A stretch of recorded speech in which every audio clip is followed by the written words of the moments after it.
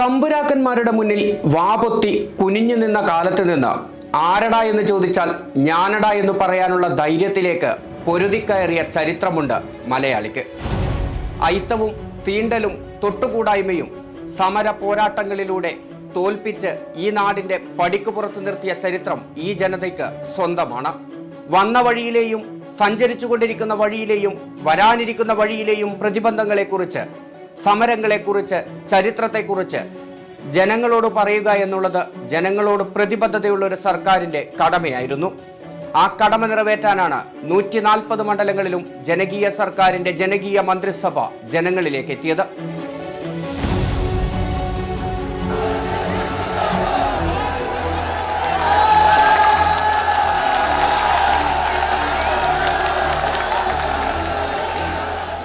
സപ്തഭാഷകൾക്ക് സംഗമഭൂമിയായ കാസർഗോഡ്, ഇന്നലകളുടെ പെരുമയും ഇന്നിന്റെ പുതുമയും നാളെയുടെ പ്രതീക്ഷയും സംഗമിക്കുന്ന പുതിയൊരധ്യായം ആ മണ്ണിൽ നിന്ന് തുടങ്ങി. നവംബർ 18 കേരളത്തിന്റെ ചരിത്രത്തിൽ തങ്കലിപികളിൽ എഴുതപ്പെട്ട ആ ദിനം സർവതല സ്പർശിയായ ജനാധിപത്യത്തിന്റെ ഉദയദിനം കൂടിയായി.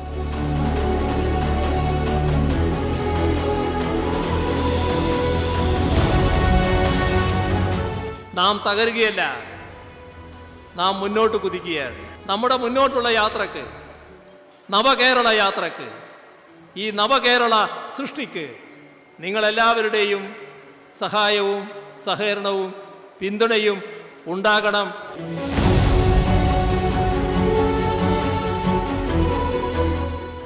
ജയിപ്പിച്ച ജനങ്ങളിലേക്ക്, ജനങ്ങളുടെ പ്രതീക്ഷകൾക്ക് കൂടുതൽ കരുത്തു നൽകി, ജനകീയത മുഖമുദ്രയാക്കി ഒരു മന്ത്രിസഭയാകെ നാടിനൊപ്പം ചേർന്നുള്ള യാത്ര. കേളികേട്ട ഇന്ത്യൻ ജനാധിപത്യത്തിൽ കേട്ടുകേൾവിയില്ലാത്ത ജനകീയ ഇടപെടലെന്ന നവസങ്കല്പവുമായി മാറ്റത്തിന്റെ ആ ബസ് യാത്ര തുടങ്ങി. നവകേരളത്തിന്റെ നേർക്കാഴ്ചകളുടെ സദസ്സ്, നവകേരള സദസ്സ്.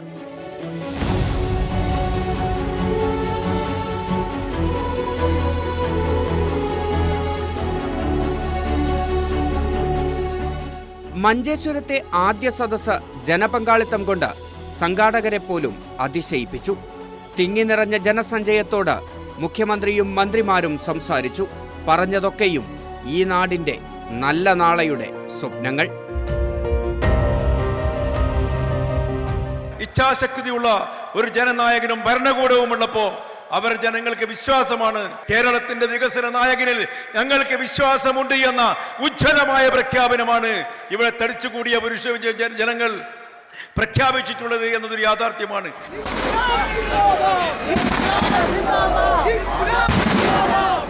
മഞ്ചേശ്വരത്ത് ആളുകൂടിയത് കൗതുകത്തിന്റെ പേരിലാകുമെന്ന് സ്വയം ആശ്വസിച്ച എതിർശബ്ദങ്ങളെ ആകെ കാസർഗോഡ് ജനത അക്ഷരാർത്ഥത്തിൽ ഞെട്ടിച്ചു. ഓരോ മണ്ഡലങ്ങളിലും മത്സരിച്ച് ആൾക്കൂട്ടമെത്തി. കാരണം ഒന്നേ ഉണ്ടായിരുന്നുള്ളൂ, അവരിലേക്കെത്തിയത് അവരുടെ സർക്കാരായിരുന്നു. അവർക്കത്രമേൽ പ്രതീക്ഷ ആ സർക്കാരിലുണ്ടായിരുന്നു.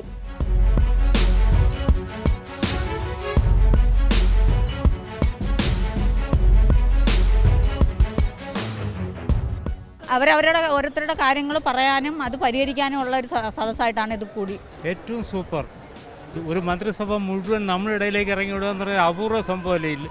ഇന്ത്യയിൽ ഒരിടത്തും ഉണ്ടാകാത്തൊരു വലിയ സംഭവം. നമ്മുടെ ഈ കേരളത്തെ സംബന്ധിച്ച്, നമ്മുടെ ഇന്ത്യയെ സംബന്ധിച്ച്, അല്ലെങ്കിൽ ഈ ലോകത്തിന് തന്നെ ഒരു മാതൃകയാവും എന്ന കാര്യത്തിൽ ഒരു സംശയമില്ല.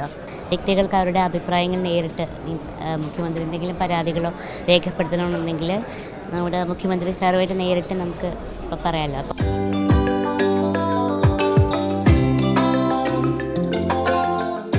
മന്ത്രിമാരുടെ പ്രഭാത നടത്തം പോലും ജനങ്ങളുടെ പ്രശ്നങ്ങൾ അറിയാനും ജനങ്ങളോട് സംവദിക്കാനുമുള്ള വേദിയാക്കി മാറ്റുന്ന മന്ത്രിമാരെ അത്ഭുതത്തോടെയും അഭിമാനത്തോടെയും ജനം വരവേറ്റു.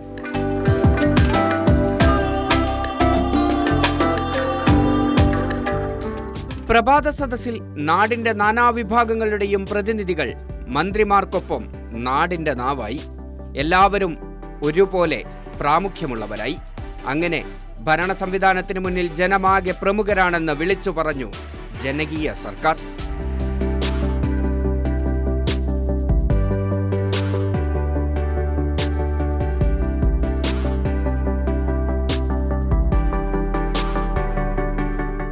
കാസർഗോട്ടെ 5 മണ്ഡലങ്ങളിലെ ചരിത്രമായ പര്യടനത്തിന് ശേഷം കണ്ണൂരിലേക്ക് നവകേരള സദസ്സ് കടന്നു. തെയ്യവും കൈത്തറിയും പോരാട്ടങ്ങളുമടക്കം സകല സവിശേഷതകളും കുഴച്ചെടുത്ത കണ്ണൂരിന്റെ മണ്ണിലും അതൊരു നവ്യാനുഭവമാവുകയായിരുന്നു. 11 മണ്ഡലങ്ങളിലും തിങ്ങി നിറഞ്ഞ പതിനായിരങ്ങൾ നാടിന്റെ നല്ല നാളെയുടെ നാന്തി കുറിക്കലിന്റെ ഭാഗമായി. മാങ്ങയുള്ള മാവിലേക്ക് കല്ലെറിയപ്പെടുമെന്ന പോലെ വിമർശനങ്ങളും കല്ലുകടികളുമായി എവിടെ നിന്നോ വന്ന ചെറുസംഘങ്ങൾക്ക് ആ ജനസാഗരത്തിന് മുന്നിൽ ഒരു തുള്ളിയാകാൻ പോലുമായില്ല. 11 മണ്ഡലങ്ങളിലും പര്യടനം പൂർത്തിയാക്കുമ്പോൾ നാടുറപ്പിച്ചു, ഇത് ചരിത്രമാകും.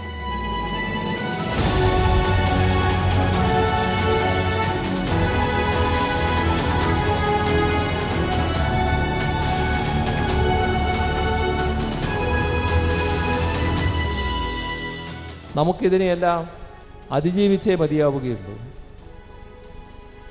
അതിന് നാടാകെ ഒരുമയോടെ നിൽക്കുക എന്താണ് പ്രധാനം. എല്ലാ ഘട്ടത്തിലും ആ ഒരുമ, ആ ഐക്യം കേരളം കാണിച്ചിട്ടുണ്ട്. അതാണ് യഥാർത്ഥത്തിലുള്ള സംസ്ഥാന സർക്കാരിൻ്റെ കരുത്ത്.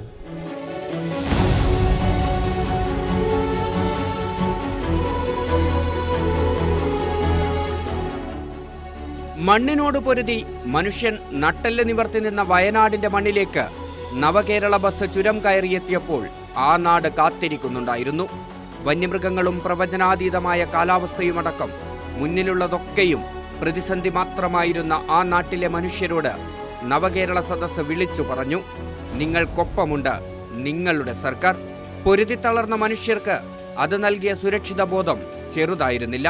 പരാതി സ്വീകരിക്കുന്ന കൗണ്ടറുകൾക്ക് മുന്നിൽ ജീവനും ജീവിതവുമടക്കം സർവ്വപരിഭവങ്ങളും പറഞ്ഞു മടങ്ങുമ്പോൾ പിണറായി വിജയൻ സർക്കാരിന്റെ നിശ്ചയദാർഢ്യവും പ്രതിബദ്ധതയും അത്രമേൽ അവർക്ക് പ്രതീക്ഷ നൽകിയിരുന്നു.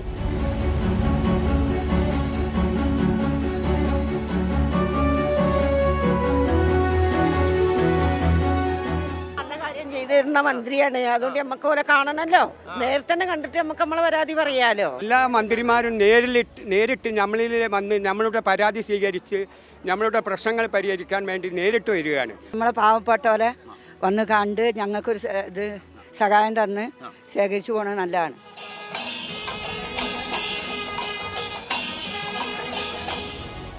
സാംസ്കാരിക ഔന്നിത്യം ഒരു ദേശത്തിന്റെ കഥയായി വായിക്കപ്പെട്ട കോഴിക്കോടേക്ക് വയനാട്ടിലെ 3 മണ്ഡലങ്ങളും കടന്ന നവകേരള സദസ്സ് വീണ്ടും ചുരമിറങ്ങുമ്പോൾ വയനാട്ടിന്റെ തുരങ്കപാത സ്വപ്നങ്ങൾക്ക് നിറം പകരാനും മുഖ്യമന്ത്രി മറന്നില്ല.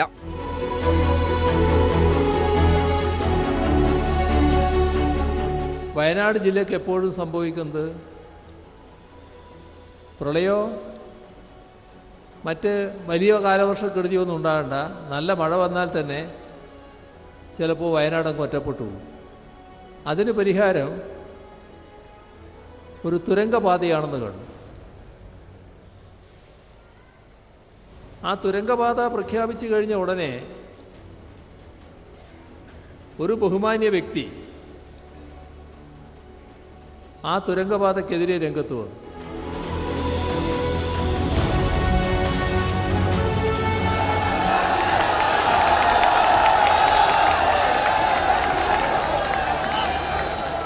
ആർത്തലച്ച അറബിക്കടലാണോ നവകേരളത്തിലെത്തിയ ആൾക്കടലാണോ കൂടുതൽ ശക്തമെന്ന് തിരിച്ചറിയാനാവാത്ത വിധമായിരുന്നു കോഴിക്കോടിന്റെ നവകേരള സദസ് അനുഭവം. കുപ്പിക്കഴുത്തുപോലെ കുരുങ്ങിക്കിടന്ന പട്ടണങ്ങൾക്ക് വികസനത്തിന്റെ പുതിയ വീതി കൈവന്ന പാതകളിലൂടെ കോഴിക്കോട്ടെ 13 വേദികളിൽ നവകേരളം അലയടിച്ചു.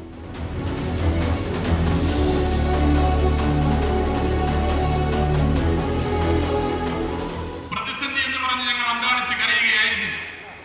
പ്രതിസന്ധി എങ്ങനെ മുറിച്ചു കിടക്കാം എന്നുള്ളത് ആലോചിക്കുകയായിരുന്നു. ആ പ്രതിസന്ധിയെ മുറിച്ചു കിടന്ന് മുന്നോട്ട് പോകാനുള്ള തീരുമാനങ്ങൾ കൈക്കൊള്ളാൻ ഞങ്ങൾ തയ്യാറായി.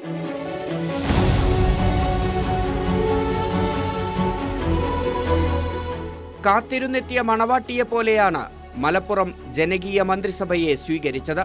രാഷ്ട്രീയമാണ് നവകേരള സദസ്സിന്റെ മാനദണ്ഡമെന്ന് പറഞ്ഞവർക്കൊക്കെയും വ്യക്തമായ മറുപടി നൽകി മലപ്പുറം. നാടിനു വേണ്ടി നാടൊന്നിക്കണമെന്ന മഹാസന്ദേശം മലപ്പുറം നെഞ്ചോട് ചേർത്തു. വികസന വഴിയിലെ മുന്നേറ്റങ്ങളിൽ അവർ സർക്കാരിന് കൈയടിച്ചു. ഇനിയുമേറെ ദൂരം പോകാനുണ്ടെന്നും നാടിനൊപ്പം ഇടതുപക്ഷ സർക്കാരുണ്ടെന്നും ആവർത്തിച്ചു പറഞ്ഞു മലപ്പുറത്തെയും നവകേരള സദസ്സ്.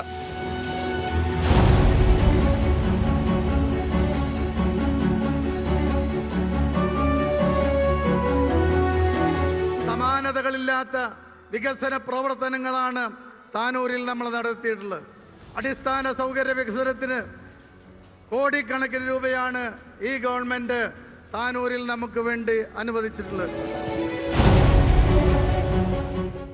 ഇലഞ്ഞിത്തറ, പഞ്ചാരി, പാണ്ടി മേളങ്ങൾ കൊട്ടിക്കയറുന്ന ശക്തന്റെ മണ്ണിലേക്ക് ജനകീയ സർക്കാർ വന്നിറങ്ങുമ്പോൾ എല്ലാ മണ്ഡലങ്ങളിലും പൂരാവേശത്തിലെന്ന പോലെ ജനമൊഴുകിയെത്തി. പ്രതീക്ഷയോടെ സദാസന്നദ്ധരായ ഉദ്യോഗസ്ഥരിലേക്ക് അവർ പരാതി കടലാസുകൾ നീട്ടി.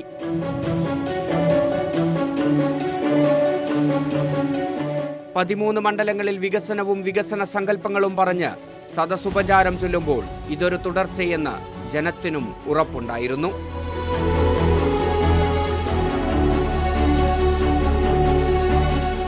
നമുക്ക് പുതിയതായി അപേക്ഷ സ്വീകരിക്കാൻ, JVR നടത്താൻ, മലയോര പട്ടയത്തിന് അപേക്ഷ കൊടുക്കാത്തവർക്ക് പോലും അപേക്ഷ കൊടുത്ത് ഭൂമിയുടെ ഉടമസ്ഥനാക്കാനുള്ള നടപടിക്ക് ഈ ഗവൺമെന്റിന്റെ കാലത്ത് നടപടി ആരംഭിച്ച് അത് പൂർത്തീകരിക്കാൻ കഴിയും എന്ന ആത്മവിശ്വാസം നിങ്ങളുടെ മുമ്പിൽ രേഖപ്പെടുത്താൻ ഞാൻ ഈ അവസരം ഉപയോഗിക്കുകയാണ്. എല്ലാ മേഖലകളിലും information technology, biotechnology, nano technology, ഈ മേഖലകളിലൊക്കെ തന്നെ കുടുംബശ്രീ സഹോദരിമാർക്കും യുവതീ-യുവാക്കൾക്കും വിദ്യാർത്ഥിനികൾക്കും എല്ലാം പരിശീലനം നൽകിക്കൊണ്ട് തൊഴിലും വിദ്യാഭ്യാസവും തമ്മിൽ നിലനിൽക്കുന്ന വൈദഗ്ധ്യത്തിൻ്റെ അഭാവം, സ്കിൽ ഗ്യാപ്പ് നികത്തിക്കൊണ്ട് സ്കിൽ എൻഹാൻസ്മെൻറ്റിന്, വൈദഗ്ധ്യ പോഷണത്തിനുള്ള സാധ്യത എല്ലാ നിലയിലും തുറന്നിട്ടുകൊണ്ടാണ് ഇപ്പോൾ പുതുതലമുറ കോഴ്സുകളിലേക്ക്, പുതുതലമുറ ജോലികളിലേക്ക് നമ്മുടെ വിദ്യാർത്ഥിനികളെയും യുവതീ-യുവാക്കളെയും കൊണ്ടുപോയിക്കൊണ്ടിരിക്കുന്നത്.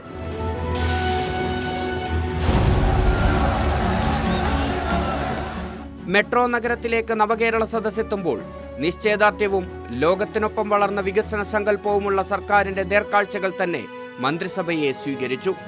കൊച്ചി മെട്രോയും വാട്ടർ മെട്രോയും കുരുക്കഴിഞ്ഞ റോഡുകളും കൊച്ചിക്ക് നൽകിയ വേഗത ചെറുതല്ല. ആ വേഗതയ്ക്ക് കാരണമായ സർക്കാരിനെ എല്ലാ പിന്തിരിപ്പൻ ആഹ്വാനങ്ങളെയും തള്ളി ജനം സ്വീകരിച്ചു. നാടിന്റെ നന്മയ്ക്ക് നമ്മളൊന്നെന്ന് പറവൂരടക്കം 7 മണ്ഡലങ്ങളും വിളിച്ചു പറഞ്ഞു.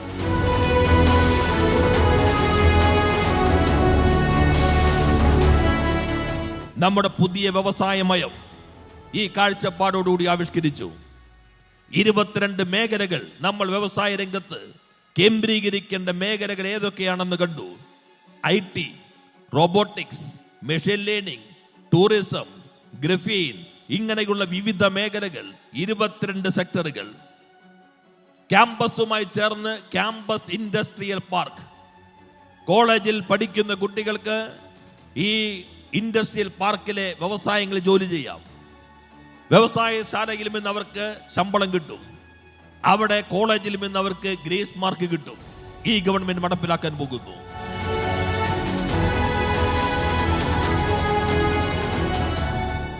കരിമ്പനകളിൽ കാറ്റുവീശുന്ന പാലക്കാട് നവകേരള സദസ്സ് സൃഷ്ടിച്ചത് സമാനതകളില്ലാത്ത ജനമുന്നേറ്റം. നാട്ടുശീലിന്റെ നന്മയോടെ പാലക്കാട് മന്ത്രിസഭയെ സ്വീകരിച്ചു.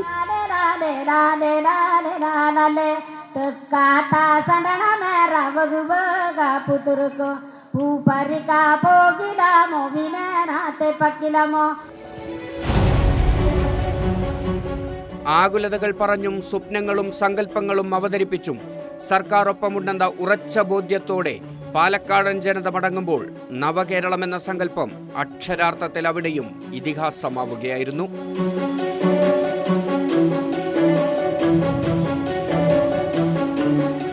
പാവപ്പെട്ട ആളുകളെ അവരെ വിദ്യാഭ്യാസത്തിന് കൂടുതൽ അവസരങ്ങൾ ഉണ്ടാക്കി കൊടുക്കാൻ വേണ്ടിയുള്ള നടപടിയാണ് സ്വീകരിച്ചത്. ഒരു കാലത്ത് അക്ഷരത്തിൽ നിന്നും അറിവിൽ നിന്നും മാറ്റി നിർത്തപ്പെട്ട വിഭാഗമുണ്ട് നമ്മുടെ സമൂഹത്തിൽ. ഇന്നത്തെ ലോകം എന്ന് പറയുന്നത് ഡിജിറ്റൽ ലോകമാണ്. ആ ഡിജിറ്റൽ ലോകത്തിലേക്ക് ആ കുട്ടികൾക്ക് കൂടി കടന്നു വരണമെന്നെങ്കിൽ അവർക്ക് കൂടി ഇൻ്റർനെറ്റ് കണക്ടിവിറ്റി ഉണ്ടാക്കാനുള്ള സംവിധാനം ഉണ്ടാകണം. അവർക്ക് കൂടി ഡിജിറ്റൽ ഡിവൈസസ് കൊടുക്കാനുള്ള നടപടി സ്വീകരിക്കണം. ആ നടപടി സ്വീകരിച്ചുകൊണ്ടാണ് ഇൻ്റർനെറ്റ് കണക്ടിവിറ്റി ഇല്ലായിരുന്ന 1284 കേന്ദ്രങ്ങൾ ഈ ഗവൺമെൻറ്റിൻ്റെ ചുരുങ്ങിയ സമയത്തെ പ്രവർത്തനം കൊണ്ട് 1084 പ്രദേശങ്ങളിൽ ഇൻ്റർനെറ്റ് കണക്ടിവിറ്റി ഉണ്ടാക്കാൻ കഴിഞ്ഞു. പ്രളയവും കോവിഡുമടക്കം സകല പ്രതിസന്ധികളിലും ജനങ്ങൾക്കൊപ്പം ഉറച്ചുനിന്ന് അവർക്ക് ആത്മവിശ്വാസം പകർന്നൊരു സർക്കാരാണ് ഇടതുപക്ഷ സർക്കാർ. ആ സമയത്തൊക്കെയും ജനങ്ങൾക്കൊപ്പം അവർക്ക് ആത്മവിശ്വാസം നൽകി നിൽക്കാനായി എന്നത് തന്നെയാണ് ഇടത് സർക്കാരിന്റെ വിജയവും. ആ ആത്മവിശ്വാസവും ആത്മാഭിമാനവുമായി തന്നെയാണ് ഇടത് സർക്കാർ 140 മണ്ഡലങ്ങളിലും ജനങ്ങൾക്കിടയിലേക്ക് ഇറങ്ങിച്ചെന്നത്. വൈക്കം സത്യാഗ്രഹത്തിന്റെ അടക്കം പോരാട്ട വീര്യമുള്ള അക്ഷരനഗരിയിലും കണ്ടത് മറ്റൊരു കാഴ്ചയായിരുന്നില്ല. ജനമത്രമേൽ വിശ്വാസം ഈ സർക്കാരിൽ അർപ്പിച്ചതിന്റെ നേർസാക്ഷ്യമൊരുക്കി കോട്ടയവും. ജനങ്ങൾ അന്യോന്യം അന്തക്കോഴികളെ പോരാഞ്ഞെടുക്കുന്ന സാമൂഹ്യ അന്തരീക്ഷം കേരളത്തിൽ ഉണ്ടായോ? ഉണ്ടായില്ല. എന്തുകൊണ്ട്? മന്ത്രമായൂര പിൻസികാചാലന തന്ത്രമല്ല അതിന് സംസ്കാരമണ്ഡലം എന്ന് വയലാർ പാടിയതുപോലെ മന്ത്രമോ തന്ത്രമോ ഒന്നുമല്ല. കേരളത്തിലെ ഗവൺമെന്റ് ഉയർത്തിപ്പിടിക്കുന്ന മതനിരപേക്ഷതയാണ്.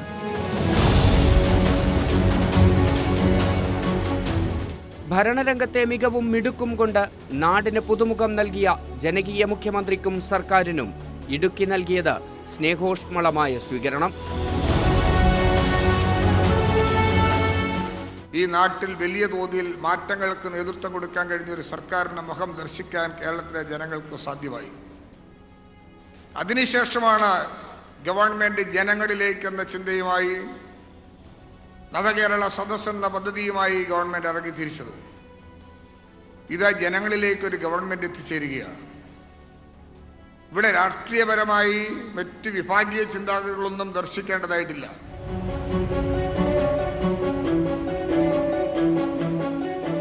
കാർഷിക പ്രശ്നങ്ങൾ, ഭൂപ്രശ്നങ്ങൾ തുടങ്ങിയ വിഷയങ്ങളിൽ ഈ സർക്കാർ എന്ത് ചെയ്തു, ഇനി എന്ത് ചെയ്യും, എല്ലാം ജനങ്ങളെ ബോധിപ്പിച്ചു കേരളത്തിന്റെ പ്രിയപ്പെട്ട മുഖ്യമന്ത്രി.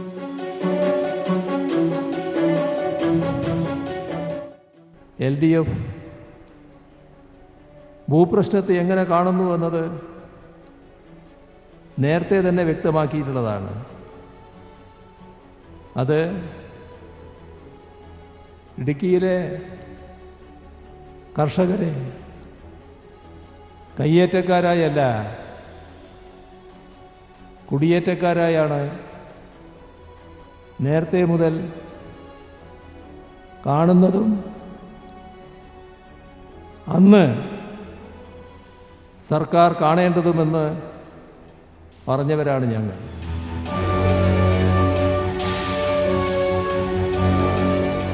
കിഴക്കിന്റെ വെനീസിലും കാഴ്ചകൾക്ക് കെട്ടുവള്ളത്തിന്റെ ചന്തമായിരുന്നു. ലോകത്തെ ഏറ്റവും വേഗതയേറിയ സൗരോർജ്ജ ഫെറി ആലപ്പുഴയ്ക്കായി സമർപ്പിച്ചുകൊണ്ടായിരുന്നു നവകേരള സദസ്സ് ജില്ലയിലേക്ക് എത്തിയത്. കുട്ടനാടിന്റെ അടക്കം കാലങ്ങളായുള്ള ദുരിതത്തിന് ശാശ്വത പരിഹാരം കാണുന്നതിന്റെ എല്ലാ ആത്മവിശ്വാസവും ജനങ്ങളിലും ഒപ്പം മന്ത്രിമാരിലും ദൃശ്യമായിരുന്നു.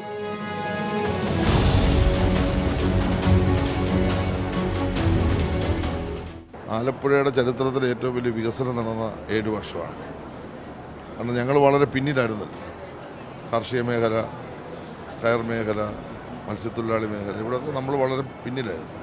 അപ്പോൾ അവരുടെ സാമൂഹ്യ ജീവിതത്തിൽ വലിയ മാറ്റം വന്നിട്ടുണ്ട്. സാമ്പത്തികമായ മുന്നേറ്റം ഉണ്ടായിട്ടുണ്ട്. ഒരുപാട് പുതിയ സംരംഭങ്ങൾ വന്നിട്ടുണ്ട്. ഗതാഗത മേഖലയിൽ വലിയ മാറ്റം. കുട്ടനാട്ടിലെ AC റോഡൊക്കെ മാറിയോടി വലിയ മാറ്റം. പിന്നെ നാഷണൽ ഹൈവേയുടെ നിർമ്മാണം 100 കിലോമീറ്ററാണല്ലോ നമുക്ക് ഇത്. പിന്നെ കടലോര മേഖലയിൽ ഒരു കാലത്ത് ചെയ്യാത്ത വികസന പ്രവർത്തനങ്ങൾ. അപ്പോൾ കാർഷിക മേഖലയിൽ കുട്ടനാടിൻ്റെ ചരിത്രത്തിലെ ഏറ്റവും വലിയ വികസനമാണ് കുടിവെള്ള പദ്ധതി അടക്കം. അപ്പോൾ എൻ്റയർ ഏരിയയിലേക്ക് വിദ്യാഭ്യാസം, ആരോഗ്യം, കുടിവെള്ളം, ഫിഷറീസ് എല്ലാ മേഖലയിലും വന്ന ഡെവലപ്മെൻറ്റ്സിൻ്റെ ഒരു മൂവ്മെൻ്റ് ഉണ്ട്. ഔദാര്യമൊന്നുമല്ല, ഭരണഘടനാപരമായി ഫെഡറൽ സംവിധാനത്തിൽ സംസ്ഥാനത്തിന് അർഹമായിട്ടുള്ളത് തരണം എന്ന് പറഞ്ഞ് കേന്ദ്രത്തോട് ചോദിക്കുമ്പോൾ അവർ നിഷേധിക്കുന്നതിനെ കുറിച്ച് ഈ വേദിയിൽ സംസാരിക്കും. എന്തിനാണ് KPCC അധ്യക്ഷനും VD സതീശനും മുറിവേൽക്കുന്നത്? എന്തിനാണ്?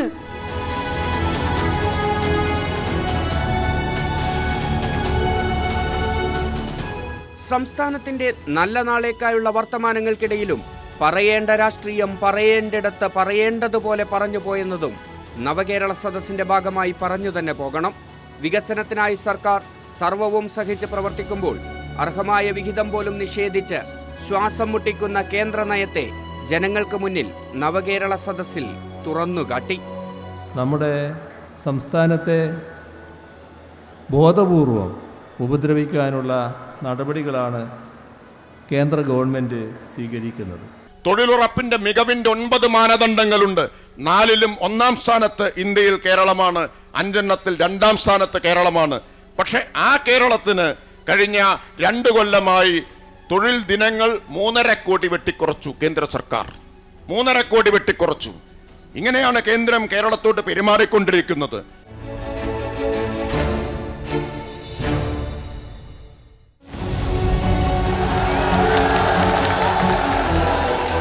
കേന്ദ്രത്തിനെതിരെ മിണ്ടാൻ മടിക്കുന്ന കേരളത്തിലെ പ്രതിപക്ഷത്തെ ആരോഗ്യകരമായ വിമർശനം അറിയിച്ചതും ശ്രദ്ധേയം. ഭരണഘടനയെന്ന മഹാസംഹിതയെ ചവിട്ടിമെതിക്കുന്ന ഗവർണറുടെ രാഷ്ട്രീയത്തിനെതിരെയും സംസ്ഥാനത്തിന്റെ പൊതുവികാരം നവകേരള സദസ്സുകളിൽ ആകെ ഉയർന്നു. അവരോട് പറയാനുള്ള അവർ പോകാൻ പറ, അവർ പോയി അവരുടെ ജോലി നോക്കാൻ പറ. നമ്മളെ ജനങ്ങളെ എല്ലാം കൂടെ കണ്ടപ്പോൾ നമ്മുടെ വർഷത്തിന് കണ്ടപ്പോൾ ഭയം കൊണ്ട് അങ്ങനെ ഉപ്രാളം പിടിക്കുന്നു. പത്തനംതിട്ടയും കൊല്ലവും കടന്ന് തലസ്ഥാന നഗരിയിലേക്ക് മന്ത്രിസഭ തിരിച്ചെത്തുമ്പോൾ ലോകത്തു തന്നെ ഇത്രമേൽ ജനാധിപത്യം പ്രായോഗികമായ മറ്റൊരിടം ചൂണ്ടിക്കാണിക്കാനാവില്ലെന്ന് നമുക്കഭിമാനിക്കാം. അമർഷമുള്ളവരുടെ വിമർശനങ്ങളെയും വാദത്തിന് വേണ്ടി വിവാദം മെനയുന്നവരെയും ബഹിഷ്കരണമാണ് പ്രതിഷേധമെന്ന മൂഢചിന്ത പേറിയവരെയും ജനം അണുകിട തെറ്റാതെ അളന്നിട്ടതും നവകേരളത്തിന്റെ ജനകീയതയുടെ ഉദാഹരണമാണ്. കേരളത്തിൻ്റെ ഭരണം മൊത്തം ഇവിടങ്ങളിലേക്ക് എത്തുകയാണ്. അപ്പോൾ ഓരോ ഇടങ്ങളും തലസ്ഥാനമാകുന്ന നമ്മുടെ ഗ്രാമങ്ങളെ തലസ്ഥാനമാക്കി മാറ്റുന്ന തരത്തിലുള്ള സവിശേഷത ഇതിനുണ്ട് എന്ന് പറഞ്ഞത് ഒരു രാഷ്ട്രീയ പാർട്ടിക്കാരനല്ല, മുണ്ടൂർ സേതുമാധവൻ എന്ന കഥാകാരനാണ്. 140 മണ്ഡലങ്ങളും പിന്നിട്ട് പുത്തൻ ചരിത്രമായി പിണറായി വിജയൻ സർക്കാർ മാറുമ്പോൾ കേരള ജനത നൽകിയ ഉറപ്പ് തന്നെയാണ് ഈ സർക്കാരിനുള്ള അംഗീകാരം.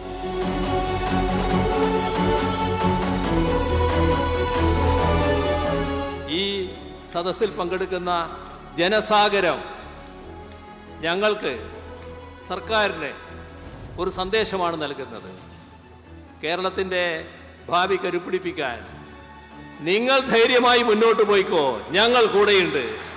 അതിന് നന്ദി നന്ദി.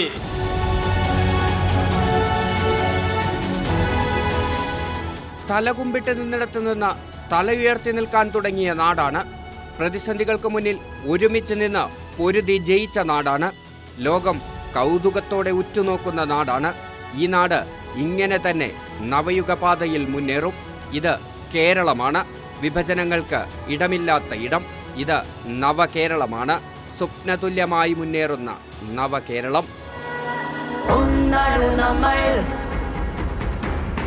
ഒന്നാമതാണു നമ്മൾ, ഇത് കേരളം, നവകേരളം. ശ്വാസത്തിൽ പോലും രാഷ്ട്രീയം പേറുന്ന നാടാണ് കേരളം. എന്നാൽ നാടിന്റെ കാര്യത്തിൽ ആ രാഷ്ട്രീയം ഒരിക്കലും സങ്കുചിതമായിരുന്നില്ല. നാടിന്റെ നന്മയ്ക്ക് വേണ്ടിയുള്ള പ്രവർത്തനങ്ങളെ തുരങ്കം വെക്കാൻ ശ്രമിച്ചവരോട്, ഔദാര്യമെന്നോണം നാടിന് ലഭിക്കേണ്ട നല്ല കാര്യങ്ങളെ തടയാൻ ശ്രമിച്ചവരോട്, അവകാശങ്ങൾ ഹനിച്ചവരോട് ഈ നാട് ഒറ്റക്കെട്ടായി പറഞ്ഞു, ഇത് കേരളമാണ്, ഈ നാട് ഒന്നാണ്. അങ്ങനെ നവകേരള സദസ്സ് പുതിയൊരു സന്ദേശം കൂടി നൽകുന്നുണ്ട്. ഇത് നവകേരളമാണ്.